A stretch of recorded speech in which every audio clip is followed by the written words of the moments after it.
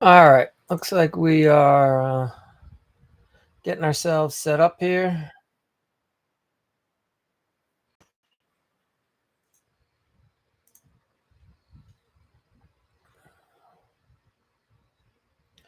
Welcome to this day 32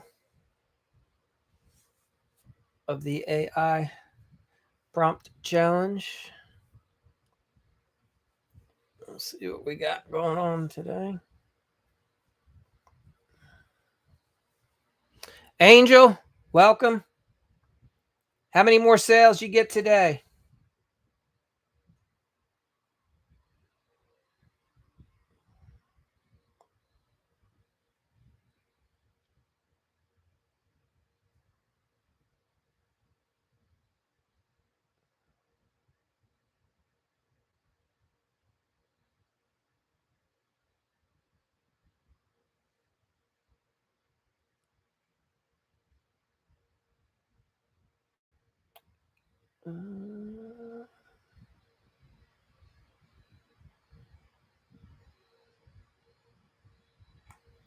I'll make sure everything is.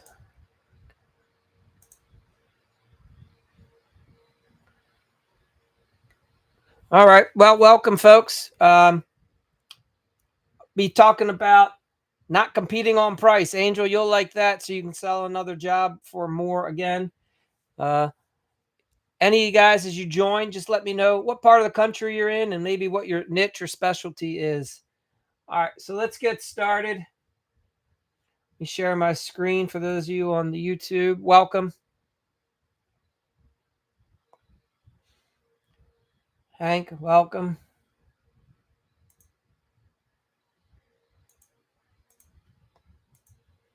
Hank, let me know. Eagle Eye, welcome.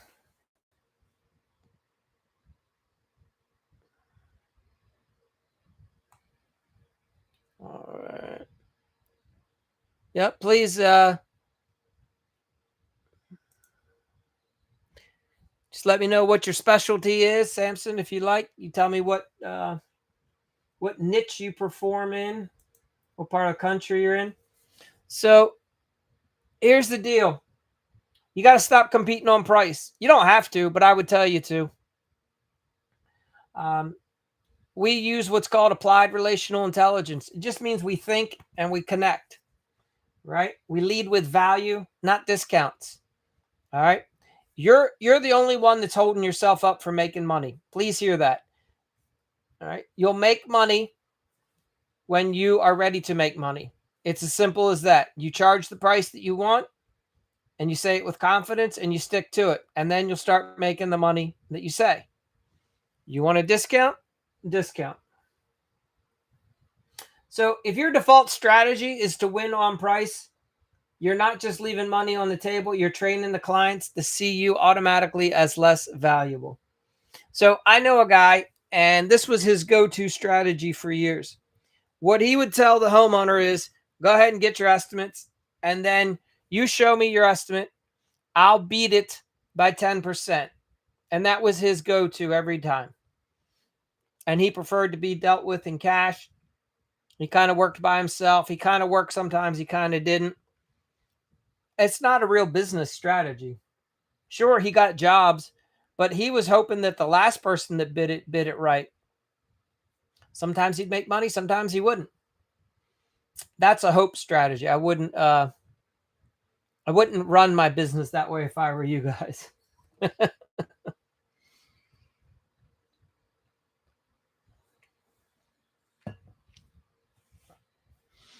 So, welcome. All right. So, here's the truth. People, believe it or not, homeowners don't purchase the cheapest remodeler. You may think that that's what they say, and they're going to ask you to beat up their price. Why wouldn't they? Right? Because they've learned over the years that most remodelers suck at holding to their price. So all they got to do is ask, and then the next thing you know, the price gets dropped. So what you have to learn to say is, I can adjust the price. What is it that you don't want to do? What do you want to put back? So I've talked about this before. Homeowners go through the homeowner remodeling shopping cart and they put everything in there, and then they expect you to pay, let them have it for the price they want to pay. That doesn't work. If they go to the grocery store and if they load up on steaks and shrimp, when they get to the checkout counter, the cashier says that's $200, and the homeowner goes, "Well, I only brought 100." They don't turn to the cashier and say, "You can take 100 for cash for all this, right?" No. Cashier says, "Looks like you're going to be putting some of that back." Your eyes are bigger than your stomach, as they say. You got to remind homeowners that they've put too much stuff in the remodeling shopping cart, and they're going to have to put some of that back. And that's okay. Problem's not your problem. Problem's their problem. Right? I could do the remodel for $1. What do you want for $1? You know what I'm saying? Like, it's going to be $100,000. Is it going to be 1,000, 10,000? So here's what we'll do. We're going to shift that sales conversation off of price altogether. Yeah. Last down, we're here to talk about remodeling, brother. So perceived value using unless that's what you're saying to the homeowner. I'm not quite sure what you're talking about. Perceived value, we're going to use what's called applied relational intelligence. We're going to use language and structure that eliminates the need for discounting. Okay. You don't need to discount anymore. The homeowner wants it cheaper, lower it. Take stuff out of the scope. Use language and structure that eliminates, right? Discover certainty, deliver confidence and control instead of price cuts. So when you get this down, a lot of guys, the problem with the remodeling is a lot of guys go out of business before they get the confidence, right? Because most guys fail within 3 to 5 years, and it probably takes 5 to 7 to get the confidence, because a lot of you guys, you don't have enough reps. You don't visit enough homeowners, right? By the time you've done something like 100 times, you get better at it. So if you're only meeting with a couple homeowners a year because you only do a few projects a year, it's going to take you like 10 years to get good at meeting with homeowners. And the problem is a lot of guys can't live and stay in business for 10 years. Now imagine this. If you were meeting with 10 homeowners every single day to talk about remodeling kitchens, you're going to get really good at it within a few weeks, few months, right? So when I speak, I may sound the way I sound. Understand that it's after doing this for years at a high level and a high volume, meeting with a lot of homeowners, having this conversation over and over again, then coaching others, helping other sales reps learn it, right? Okay. So I hear this all the time, and people will say it to me. My customer only cares about price. No, they don't. You might hear that. They might say it, but when you ask for clarification, then you're going to get a different answer. You can't be afraid of price. Broke people care about price, and that's about it. So if you don't advertise properly and you're not weeding out your leads and you're running out and dealing with broke people, sure, they're going to be concerned about price. But when you deal with the correct client avatar, right, your ideal client, price isn't the issue. Good clients care about peace of mind. They want to protect their investment. So welcome, guys. If you have any questions about remodeling, just put your question in the chat. All you got to do is tell me what your niche is and where you're from.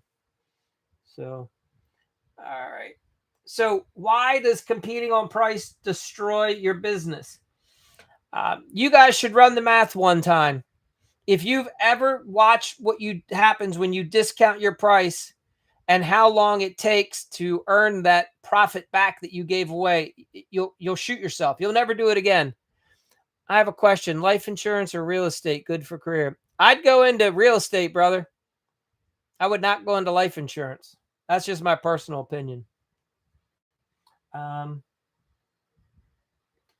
So when you compete on price, this is what it leads to: lower profit margins, overworked schedules, and then you attract bargain hunters. Okay. And they're going to micromanage and complain. And that is not what you want. So stop focusing on price. Cheap people are the biggest pain in the ass you'll ever come across. And you're going to have brand damage. And what I mean is clients start learning that they can negotiate with you for cheaper price. And that's not what you want. Welcome, Forgotten. All right. So what you want to learn to do is to sell outcomes, right? You sell solutions. You sell your experience and your certainty. So understand ARI. It's applied relational intelligence. That's the secret sauce that we have. Yeah, welcome. If you're new here, if you have a question, all you got to do is just let me know what your niche is, where you're from, and we'll get to. Otherwise, we're talking about how to not compete on price when it comes to remodeling. So here we go. In ARI, we use things called anchors. Okay. And these are subtle phrases that guide and give emotional responses. So we want to know when the homeowner sees the new kitchen, how are they going to think and feel? We take what's called assumed outcomes. We talk like the decision's already happened as we move forward. When we start construction, when you go ahead and pay us the first payment, we talk as if. It's called, and that's key.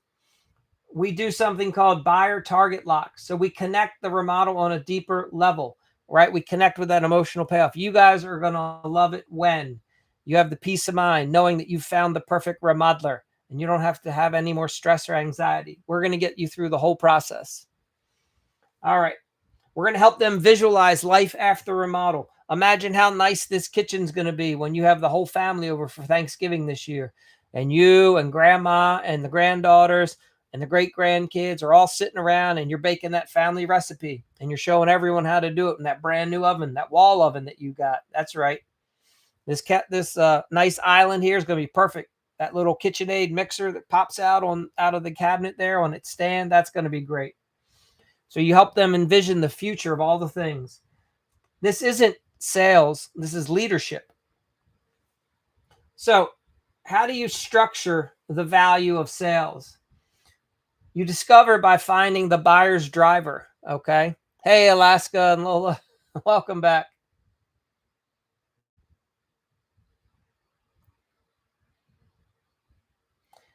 So the buyer driver is what motivates someone to purchase.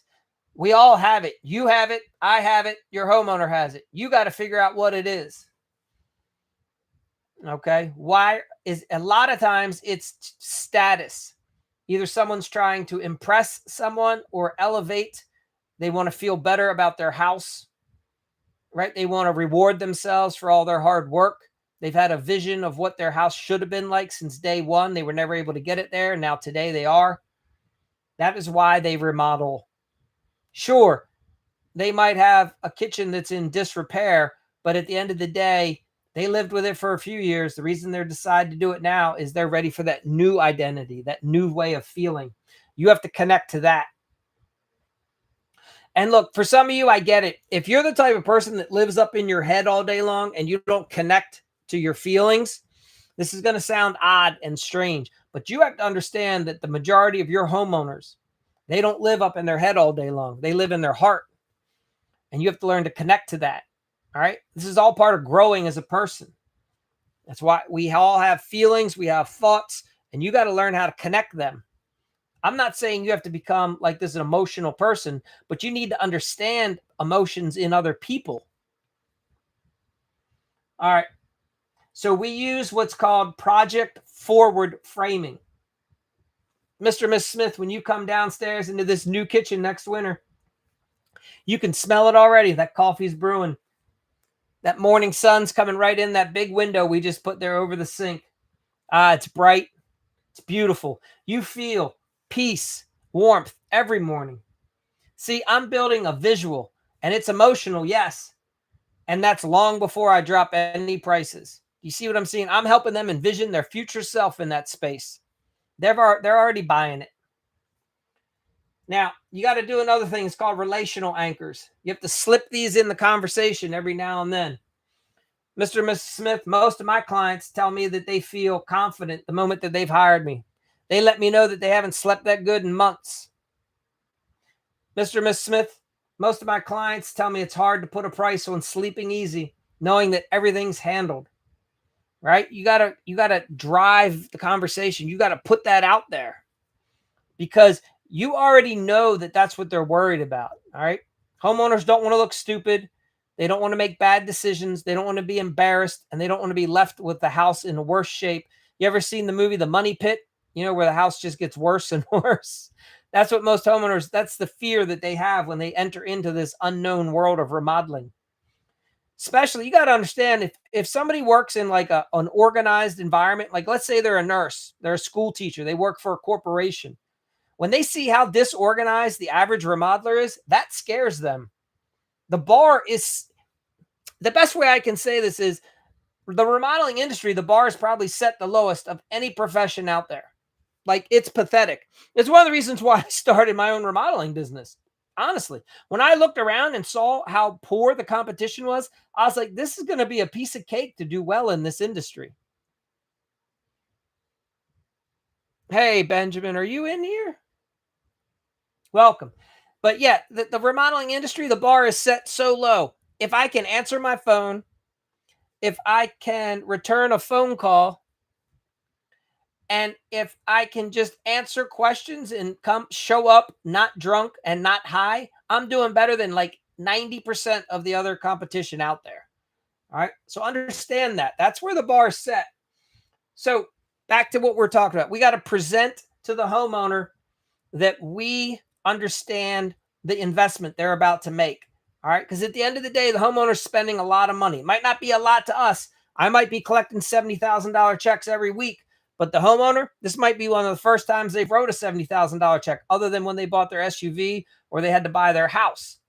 So I empathize with them. Hey, I understand that this could be an emotional decision for you. It's a lot of money you're getting ready to put into the house. And understand that that investment with us, not only does it include the kitchen cabinets and the painting, but we take care of all the project management. We take care of all the design. We get all the permitting. We do all the inspections, and we give you a warranty. And you get the peace of mind knowing that you don't have to go to court. You're not going to have to sue us, because we're going to finish the job and we do it in a professional way. Look at our track record. Look at all the other clients that we've worked for. Talk to any of them. It works. We know what we're doing. You can feel confident in your investment that you're making with us. And you don't use the word cost. You always say investment. You don't apologize. You say with calm and certainty, right? And then you follow what's called the assumed outcome. So, Mr. and Ms. Smith, we can go ahead and we can send the planning agreement and get that signed today. And then we can lock your project in and get you on the schedule and be started here in just a few weeks or a few months, right? Everything's assumed. Like, we're just going to go ahead and we are going to move forward. So there are some studies that you guys can reference. If you don't trust me and what I have to say, look at what's called the Van Westendorp's price sensitivity meter. Yep. It's a study that shows people perceive too cheap as low quality. So your homeowners already know that they don't want the cheapest client. There's also something called the EVC. It's the economic value to the customer. It proves that people pay more when you articulate the real value and when you can connect emotion with function. Mr. and Ms. Smith, it's going to be so nice when your grandkids come over and you can bake them a nice meal and share that family recipe. They're going to love that. That's what this dual wall oven stove is going to accomplish for you. And MIT did a study on elaboration. It's called the likelihood model. People buy based on emotion rather than logic. And I can tell you this from years of experience, not only as a contractor, but as a realtor and a home inspector. I'll meet with homeowners all day long and do a home inspection, and I will watch them buy a house that has tons of issues. And the reason that they buy it is because it's on a street that they've always wanted to live on. It's got a white picket fence. It's on a corner lot. It's got this beautiful maple tree. Meanwhile, the house is falling apart, but yet it's in their mind. It's everything that they've wanted since they were a kid, right? And they will make an illogical decision and purchase a piece of junk for way overpriced. And then they're going to be frustrated for like the next 10, 15 years because of all the work it needs done. But man, that was their dream house because it looked right. It fit their narrative of where their family has to be. It gets them in the right school district, right? It puts them in a neighborhood near the park that they wanted to live. It's got sidewalks, right? Whatever it is, it's a cul-de-sac, and they wanted their kids to have a safe place to play. That's why people purchase things, because of here. So let's talk about some real world language. Jay Allen, hey, welcome back. If you have any questions, please at any time, go ahead and ask. So you don't need scripts. You need phrases that stick, right? When this project's done, I want you to walk in and feel like it was worth every penny, Mr. and Mrs. Smith. All right. You're already languaging. Mr. and Mrs. Smith, you're going to be so excited in 6 weeks when this kitchen's wrapped up. You're going to be high-fiving your spouse saying, we are so glad that we hired this company. Me, my company, you, your company, right? Because you're going to deliver them the finished product like that. You're going to take care of all the details. You remind them, hey, we aren't the cheapest, and you don't want the cheapest because the cheapest comes with all the risk. We bring you the lowest risk, right? We're the company that people call after they hired the cheapest and it all fell to shit and went wrong. So you're in good hands and know that you made the right decision the first time, unlike the neighbors that had to go through it twice and it's 3 years later, and they're still trying to wrap up their kitchen. So also let homeowners know that as we move into the planning phase, here's what you're going to expect. Always be prepping them. It's going to be awesome when we start this. You're going to love it when we do that. You're guiding them through the process because you're an expert, because you've done it before. These all build value so that you don't have to push and you're not being fake. You're just being transparent. All right, so here's your action steps. You rewrite your current sales process, right? And you're going to remove price from all the discussion. You're going to start talking about investment and you're going to start connecting emotion and experiences. You're going to add some relational anchors, at least 2, into your next proposal conversation. You're going to practice your assumed outcomes. So from the minute you meet with the homeowner, as you're talking and building rapport, you're going to be throwing out lines like, man, it's going to be so nice when this is finished. You guys are going to be so excited when you have this new kitchen, right? Those are assumed outcomes and you're prepping them. You're putting positive thoughts into the back of their head. And you'll want to rewatch a couple of my other AI videos, especially the ones where we talk about the emotional drivers for the homeowner and we get into the homeowner archetype so that you can figure out how to best relate to the different homeowner styles, people, the way they purchase and make decisions, right? So you can start seeing how we piece all this together. And it takes a while, all right? For most of you, you need to get more appointments so you can get more reps and you get more experience. And then it starts becoming second nature. All right, but it does take a while. And if you're only meeting with like one homeowner a month or one a week, it's going to take that much longer. All right, so here's your AI prompt. You want to use whether it's Chat, Grok, Claude, DeepSeek. You're going to tell it in the prompt, you're going to say, I want you to act like the remodeling sales expert that's trained in the Remodeling Academy's ARI, Applied Relational Intelligence System. You're going to write a conversational sales script that helps me shift the focus off of price onto emotional value. I want to focus on future outcomes, and I want to add relational certainty. I want to use some relational anchors. I want to have buyer targets locked in, and I want to add assumed outcomes. I want to keep this all natural and confident and make it sound like I'm talking to him about a sporting event, right? It's just natural. It flows. When you listen to me talk, it doesn't sound like all this big rehearsed. I'm not using a bunch of big fancy words, right? But understand that what I'm saying is rehearsed. I have done this hundreds, if not thousands of times. So if you want all this customized fully, you can reach out to us and get set up with our system and program.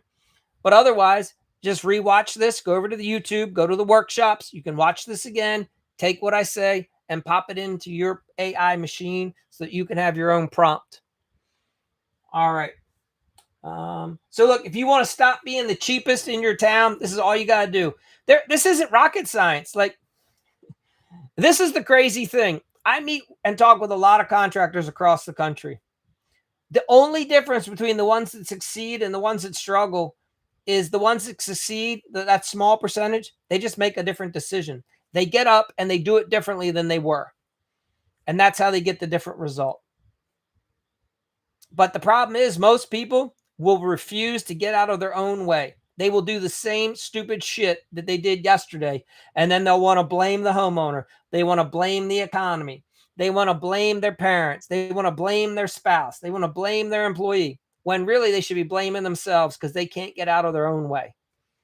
So, and look, I get it. My style's not for everybody. Not everybody likes being talked to direct. Most people like being told a bunch of BS, warm, fluffy stuff, right? So they feel good at night and they can just go to bed and have their drink. But that's the reality. That's why only 3 to 5% of people are successful, because that's the amount of people that are willing to be discomforted and uncomfortable and take new steps in a different direction. So, choice is yours. It's right there. While anyone can be successful, not everyone will be, unfortunately. And it's not because of skill or talent. In fact, many of the people that are better in business than you maybe are right now, they're not any smarter. It's just that they've lost the ego and they lost the inhibition to be not be scared. They've decided to act even though they have the fear. And then they say, so what if I mess up? So what if it takes me 6 months to learn this process? Think about how much better I'll be, right? That's why a lot of women do better in sales than men, because women aren't afraid of making a mistake and learning from it. So, like, if you're a remodeling contractor and you want to have more sales and you don't feel like doing it, you should hire a female to go out and sell for you. She'll crush it because she doesn't get in her own way like a man does. A man will act as if he knows everything, right? And make stupid mistakes all day long and be like, I know, I got it. Don't bother me, right? I mean, it's because of the ego. Anyway, I'm just sharing what it's like in the real world. You don't have to buy it. I totally get it. You can go somewhere else and get a whole different message. So anyway, stop selling features. Stop apologizing for your price. My price is my price. Let's talk about your budget. Let's talk about the level of investment that you want to make. How can we match that? Right? Lead with confidence and sell peace of mind. The cheap guy cannot guarantee that the homeowner is going to sleep well at night. The cheap guy is getting his labor at best from the guys, that have drug addictions, alcohol problems, heroin addicts, right? They're picking up day labor. They don't know who the crew is going to be from one day to the next. They don't know how sober the guy's going to show up. You got to talk to the homeowner about that. You got to let him know, like, that's how the guy's getting it done cheaper. Anyway, all right, what questions do you have? What do you want to share? Anybody want to tell me what they're working on, where they're from? Anybody got any jobs coming up? Any objections you've had that you want some help with? I've probably shared this story. When I first got into the industry, I was rehabbing a house, right? That's how I got into it. And I needed to hire some contractors. I was learning how to do some of the work myself because it allowed me to take stress off, right? I was doing some sales for a corporation. And when I would come home at night, I wanted to be busy, get out of my head and just work. So I was like, I couldn't afford a single family house in the neighborhood that I wanted to live in, but I wanted a single family home. I wanted a garage, I wanted a yard, and I wanted a driveway. But I was only in my 20s. I couldn't afford all that. But what I could afford was the worst house in the neighborhood that hadn't been updated since the 70s. And it had an apartment built into it. So I could renovate that apartment and start renting that and only live in half of the house. And by doing that, now I could afford that neighborhood. So that's how I got into remodeling, because I was hiring guys to help me fix up the house, to hurt and get the apartment ready. And I was so frustrated that experience of hiring contractors and bringing them in, and couldn't understand why they didn't understand basic business acumen, like working with a real contract. Like, stop sending me a number, like writing it on the back of the Burger King receipt. You know what I mean? Like, it was crazy. Handshake deals. Like, what are we doing here? We're talking thousands of dollars. We need to get this in writing. I don't want to trust your memory and you don't want to trust mine. So, but anyway, I hired a roofer, and he's like, well, he goes, I can give you two different prices. And I was like, well, how's that? And he goes, well, I can bring two different types of workers over. And I said, explain. And he goes, well, overall for Route 40 is a homeless camp where all the heroin and drug addicts are. I can pick up 5 guys over there per day. Cost me less than $500 to bring them out here. Or I can bring my real crew, right, that I pay a decent living wage. We have insurance for them. and they're going to show up sober. They don't have drug and alcohol problems, and it's going to cost more like $1,000, $2,000 a day. So let me ask you, who would you like to have here working on your house? And that opened my eyes to what the industry is really like. And you got to share that with your homeowners when you're talking to them. This is how some contractors operate. And that's the reality of the world. And the more that a homeowner knows the risk that they're taking, the more that they're going to not want the cheapest price. You don't have to even, you just have to explain to them the reality. They'll draw the connection and get the detail. I have another experience I share with a lot of homeowners. So I live in one side of the county. On the other side of my county, about a half hour away, I was rehabbing a house. It was vacant. I didn't live there.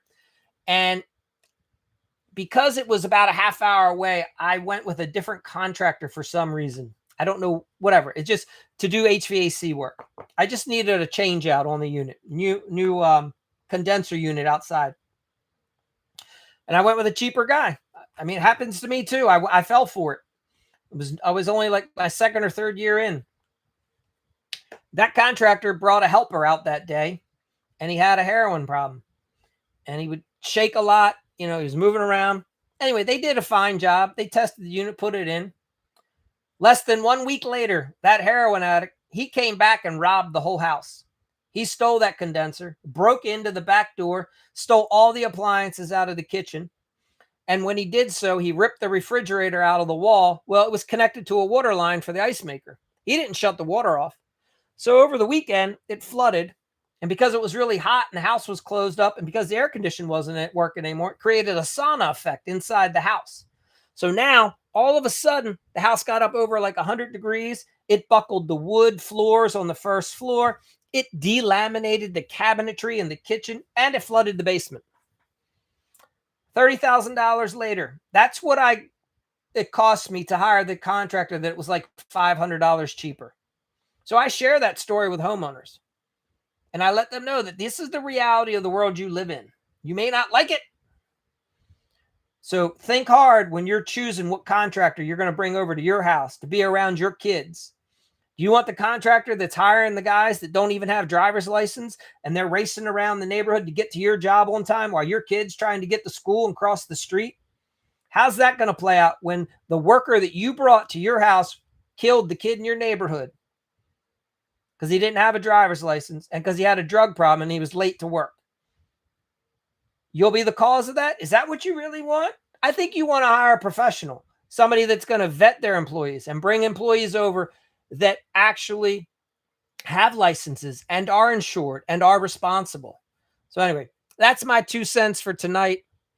If you guys have any questions or thoughts on that, please share. Jay Allen, you might have been the only one that stayed and heard all that. I don't know. It looks like people are bouncing in and out. It's hard to say. I might have shared that story before. So, yeah. But these are powerful stories, and you should definitely share them with homeowners. And you should share your own stories. The more you know about the industry and what it's like to deal. We had another situation. I was doing a house down in the city. We had this area, it's called Pigtown. And that's because back in the 1900s, they would bring the pigs to slaughter, right, in the city. And my guys, it was coming up around holiday, and I had went in Christmas time. And what I did for my project managers was I went and bought them all a new set of Milwaukee power tools, like cordless kits, the $500 kits that they sell at the end. Every Christmas they come out with that at like the Home Depot. So I went and bought all the guys a brand new cordless kits for the year as like a bonus. So the guys were all excited. They're all pulling out their kits, coming into the house. And so it's in the city. We have row homes, and the front door is propped open. There's no heat or air. It's a nice day. And the guys are working up on the second floor. We're doing an exterior. We're putting up a rooftop deck. And they had left some of their tools down on the first floor. So a heroin addict rolls right in onto the house, grabs all their tools, and rolls right out. And then tries selling them back to the guys later that day. Right? I mean, that's the reality of these cheap, and that guy worked for another contractor in the neighborhood. He was just out like rolling around doing what heroin addicts do. Anyway, all right. Any questions? I think otherwise we're going to wrap up for tonight. I'm going to stop sharing my screen.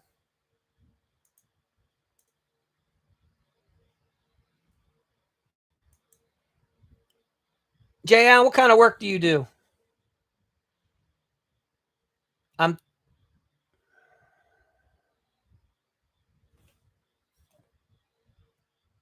That's all right. You might have told me you do plumbing. Cool. Yeah. Contracting.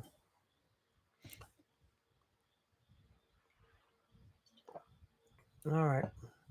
Well, if there's anything I can help you with specifically, feel free to type it in. 10 months in. Come on now. We don't even have a year under our belt yet. All right. How are things going for the first 10 months?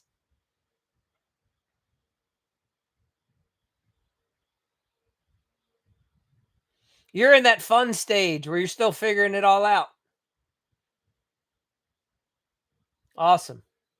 Did you work for another contractor? I mean, usually guys in plumbing, you usually have to have a pretty good apprenticeship, right? Because you got to get several.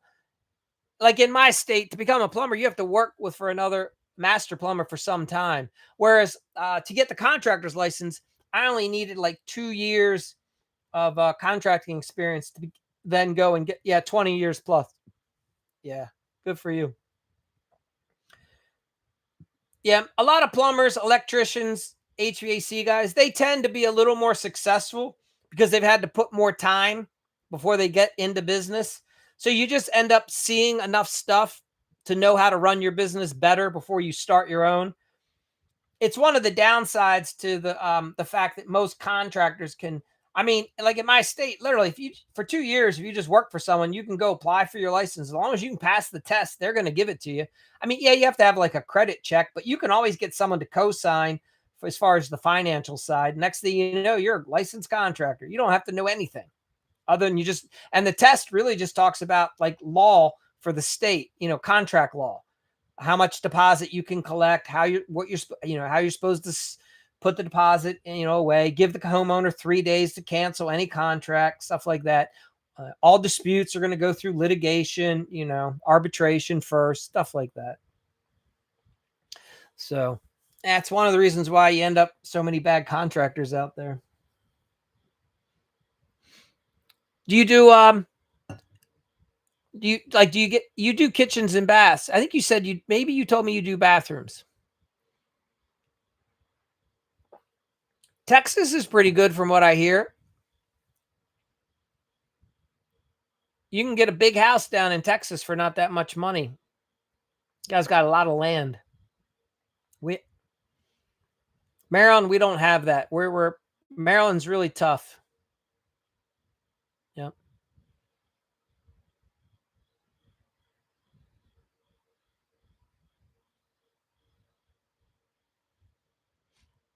All right. So if you're a plumber, most likely, tell me, are you the Milwaukee guy or the DeWalt guy? Most of the plumbers around here are Milwaukee guys.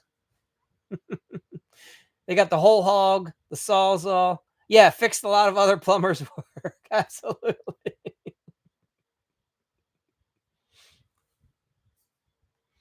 That's good.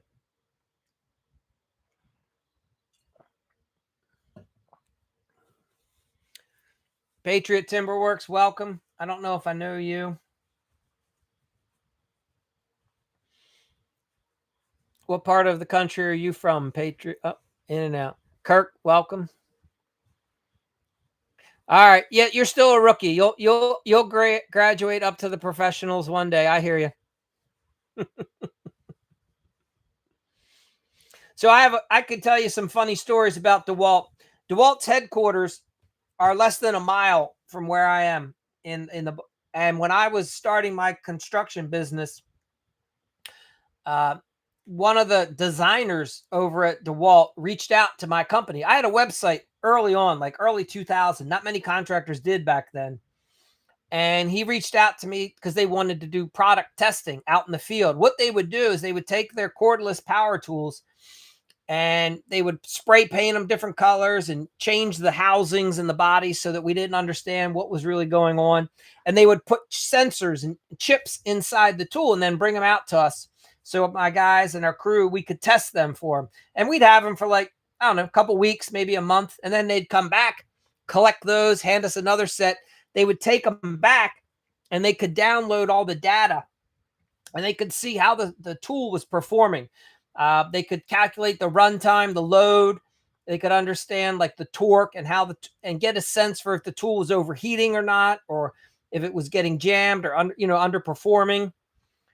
We tested quite a few tools for them. This was all, so you understand, back in 2000, that was when cordless tools were just starting to come out.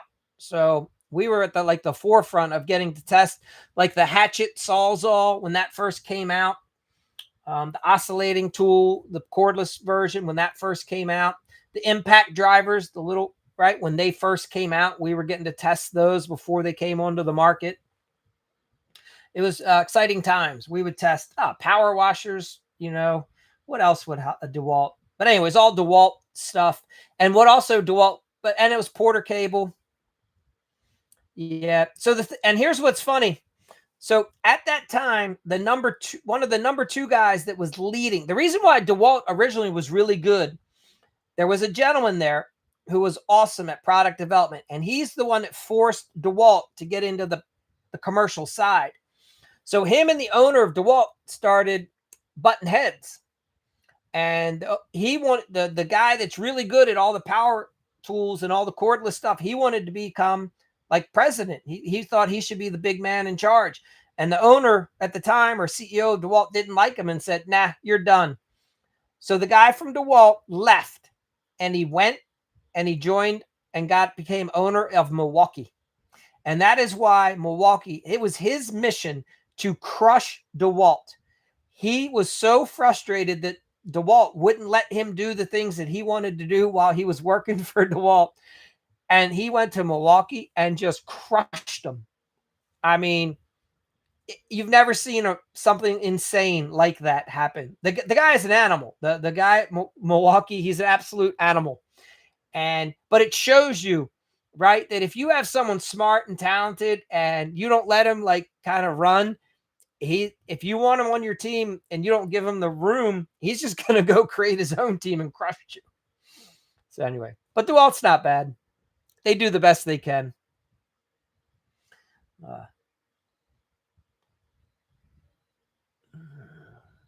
All right.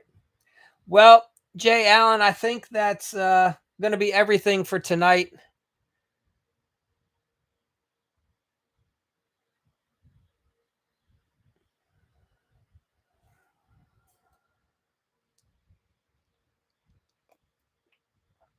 All right, brother. You have a great night. Unless you have any questions, I'm going to bounce. All right. I appreciate you being here. Thank you. And yeah, if anytime you have any questions, you need anything for your business, please reach out. And otherwise, just keep doing. I mean, look, the business isn't hard. Just show up, do a good job, be your word, and start getting some good helpers so that you can start being in the field less. That way you can really start, you want to quarterback the business, in my opinion. I'm not saying you have to grow it huge, but you do want a couple good guys. That way you can spend some time in the office, and really start honing in the business and have that business work for you. All right. Have a great night. You guys take care.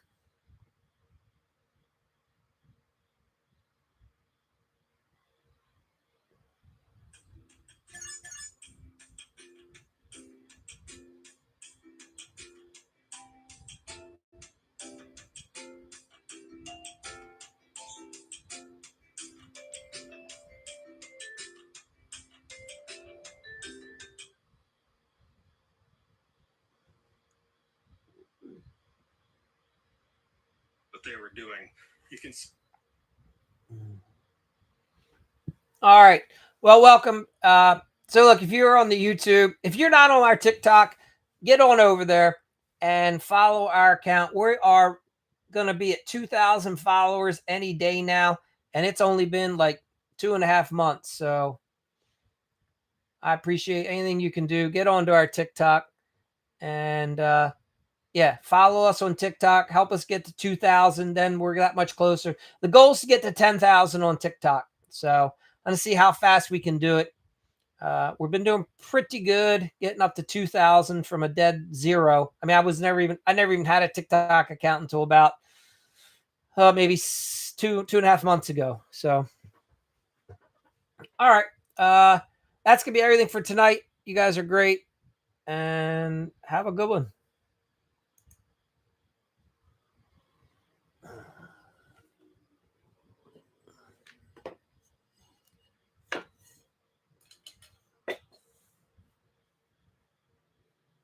Remodelers, if your sales strategy is for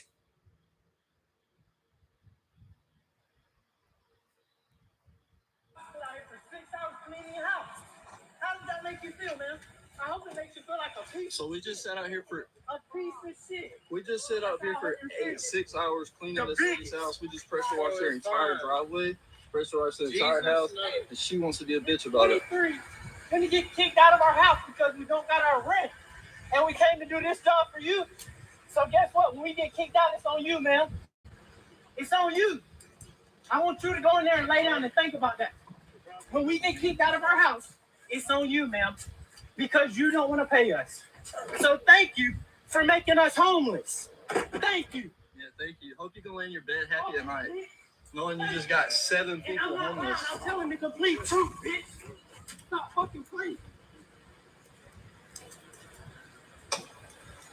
Yeah, you're evil as fuck, lady. Making kids. Hope you know that. Let's make you feel. You know, there's a good spot in hell for people like you. Oh yeah. Matter of fact, you want to get our license plate? I'm gonna get yours too.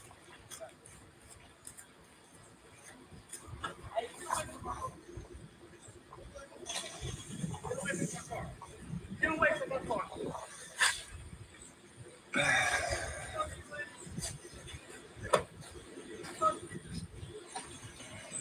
And yes, I did that. Yeah, I hope you know. You'll see us again. For 6 hours cleaning your house. How does that make you feel, man? I hope it makes you feel like a piece. So we just sat out here for. A piece of shit. We just sit out here for. Back up. See, dude.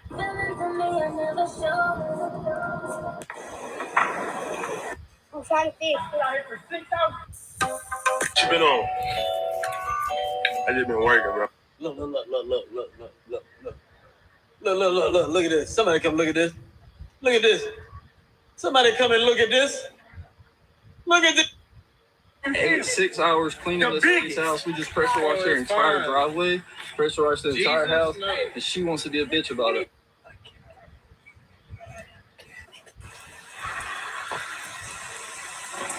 I watched them touch 100 ball. They're watching you.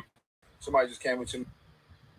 Roses are roses. I say chase your dreams. 6 hours. Contractor, if your business can't run without you, that's not a badge of honor. That's a red flag. I'm going to show you the moment I realized that I was the one holding my own business back. Now, but before, contractors, why are you hiding in remodelers? You ever see how one careless comment can kill a remodeling deal instantly? I call it the assassination of a deal. Now, make sure you follow this account and like and save the video, because the next time the homeowner tests you on this, you'll want to pull this out as your secret weapon. So listen. All right. So let's picture this. You're in the client's living room. Something comes on the news on the TV, and they make a comment about something that seems nonchalant. But remodelers, stop making. Remodelers, if your clothes sounds like so, just let me know you just lost the job, especially if it's being sent an email.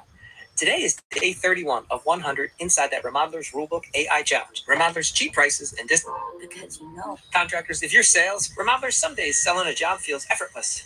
You blame the referral, you think it was your charm, but that feel. Remodelers, if your bid looks like a step-by-step, congrats. You just gave the cheap guy a grocery list. All right, stop what you're doing so you can pay attention. I'm going to show you how you stop that. But before I do, you make sure you're following this account and then like and save this video, because you'll want to watch this one daily so you don't forget how to win. So listen up. All right, here it comes. Estimate does not equal bid. Bid does not equal proposal. Estimate, that equals a rough range, not binding. Bid equals a firm price on finished plans and specs. And your proposal, that's the scope, spec, terms, the whole thing. Going forward, you learn how to weed the lead. Are you talking to others? What's your decision process? 2, you learn how to ballpark early. Ma'am, projects like this, you usually land between X and X. 3, you control the frame. Man, we start with a paid planning session. It protects your money and my time. You like what you're hearing, you drop Spark, and you can get this exact process, right? It's what turns free into paid. Make sure you like and save, and remember, this is how you win. Remodelers, if your bid looks like a step-by-step, congrats. You just gave the cheap guy a grocery list. All right, stop what you're doing so you can pay attention. I'm going to show you how you stop that. But before I do, you make sure you're following this account, and then like and save this video, because you'll want to watch this one daily so you don't forget how to win. So listen up. All right, here it comes. Estimate does not equal bid. Bid does not equal proposal. Estimate, that equals a rough range, not binding. Bid equals a firm price on finished plans and specs. And your proposal, that's the scope, spec, terms, the whole thing. Going forward, you learn how to weed the lead. Are you talking to others? What's your decision process? 2, you learn how to ballpark early. Ma'am, projects like this, you usually land between X and X. 3, you control the frame. Man, we start with a paid planning session. It protects your money and my time. You like what you're hearing, you drop Spark, and you can get this exact process, right? It's what turns free into paid. Make sure you like and save. Remember, this is how you win. Remodelers, if your bid looks like a step-by-step, congrats. You just gave the cheap guy a grocery list. All right, stop what you're doing so you can pay attention. I'm going to show you how you stop that. But before I do, you make sure you're following this account, and then like and save this video, because you'll want to watch this one daily so you don't forget how to win. So listen up. All right, here it comes. Estimate does not equal bid. Bid does not equal proposal. Estimate, that equals a rough range, not binding. Bid equals a firm price